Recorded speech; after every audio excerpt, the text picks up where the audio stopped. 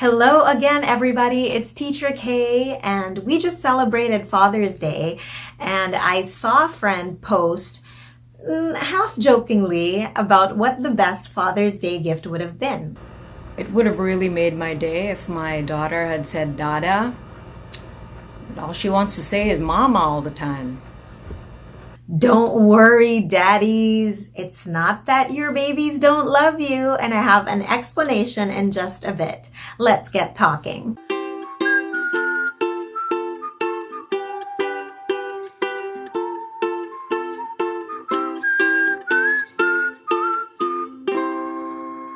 Hello, it's another Wednesday, but you can reach me on any other day of the week on the comments down below, or if you want to message me personally, you'd have to go over to Facebook or Instagram, Teacher K Talks. In my last few episodes, I've been focusing on helping your kids learn more concepts or more words.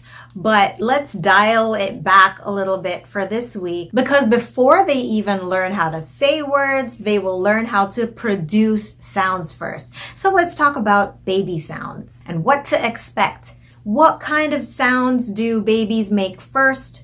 Around how many months would they have to be to make certain kinds of sounds? These are the things that I'm going to talk about today. To us who already know how to speak, now speaking is actually super automatic that we think, oh, it's so easy to do.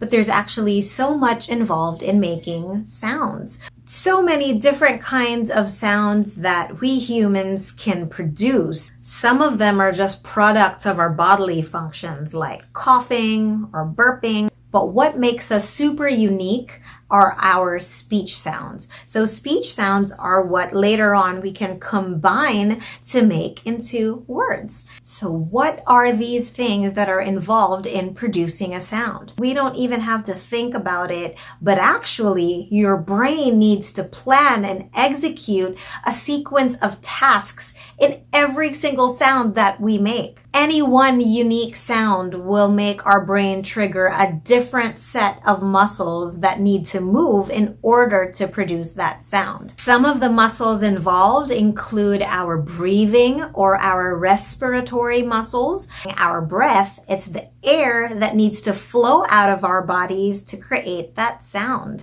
We also have the muscles of our oral peripheral mechanism, or OPM. What are the muscles in our OPM? These are our articulators. Articulate just means what comes together. So the things that come together or touch within our face and mouth are what enable us to produce different kinds of sounds. Some of our articulators include our lips, our tongue, and our teeth.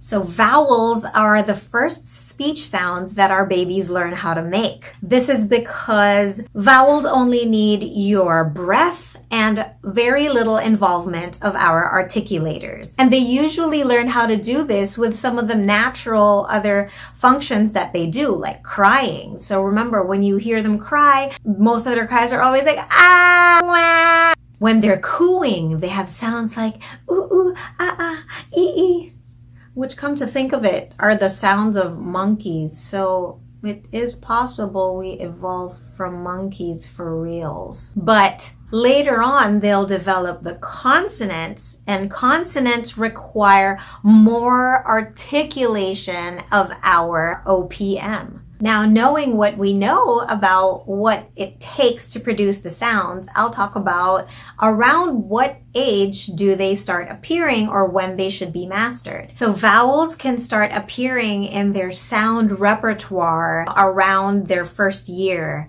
But the entire set of vowels, including diphthongs are two vowels that are said as one sound unit, like ow, oi. They are acquired up until generously around 6 years old.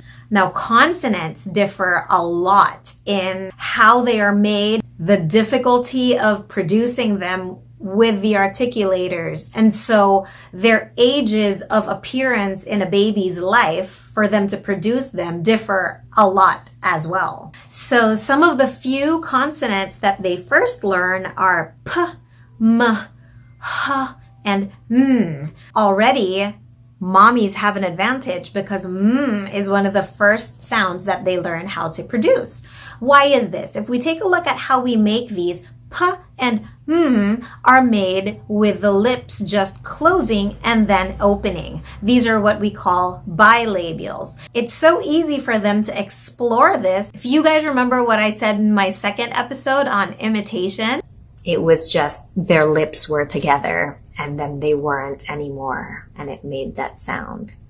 The h sound has hardly any impedance, and they probably first discover this when they're yawning or even crying. The sound, they could probably discover this when they're feeding or because this is the same kind of movement of the tongue when they are drinking milk. So this is called a suckling motion. So a suckling motion has their tongues going forward and back. With this movement, they will discover that their tongues often go to that part of the mouth, and then when they produce enough breath and make it go out of their nose, called a nasal sound, then they can produce the n sound. These four sounds usually come out at around 1 to 1.5 years old, but their mastery can be up to a later age. The next sounds that appear are w, as in what we use for the letter W, and b. So they probably discover that because they only need to round their lips. This is probably the glide, the sound that they start with when they start crying. Wah, wah. And for the b, now the b and the are both bilabials, but b occurs later because it needs something in your throat, your vocal cords, to start vibrating. Now this is what differentiates a voiced sound like b. If you try to make that sound with your hand to your throat, you'll notice that there's a slight vibration that occurs when you say b, but not when you make p. No vibrations there. So p is unvoiced and b is voiced. Now at around 2 years old, they will have learned how to make the sounds k and g and and d. So if you notice, the sounds for K, G, D, and T are just voiced and unvoiced versions of each other. So K is the unvoiced version of G, but the position of your articulators are relatively in the same place. T is the unvoiced version of D. And again, your articulator, in this specific case, your tongue, is in relatively the same place. If you take note of where your tongue is when you make those sounds, you will realize that that's why it's a more advanced sound compared to the first 6 sounds that they learned. It's because it takes a lot more exploration inside the mouth for them to produce that sound. Both those sounds need them to lift their tongue a little bit and touch the part near their upper set of teeth, while the k and the g need for their tongue to retract back a little bit and kind of touch the upper palate slightly. It would have taken them a little bit longer to learn how to do those things with their tongue. As they get older and have a better command of how to move the parts of their mouths, that's when more sounds, more consonants start to appear. When they're able to combine those together in any number of combinations, that's when the exciting stuff of word production happens.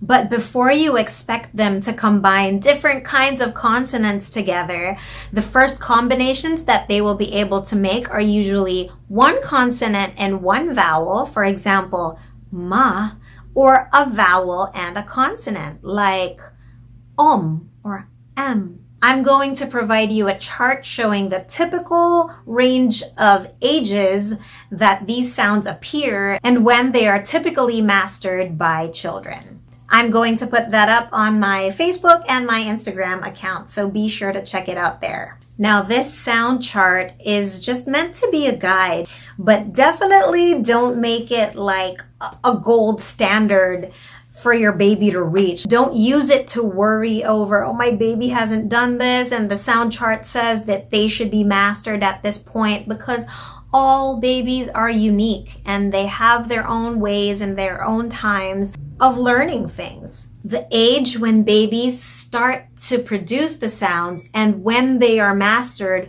all differ depending on the specific speech sound. But typically by the age of 8 years old, they should have the complete set of sounds that we have in our adult language.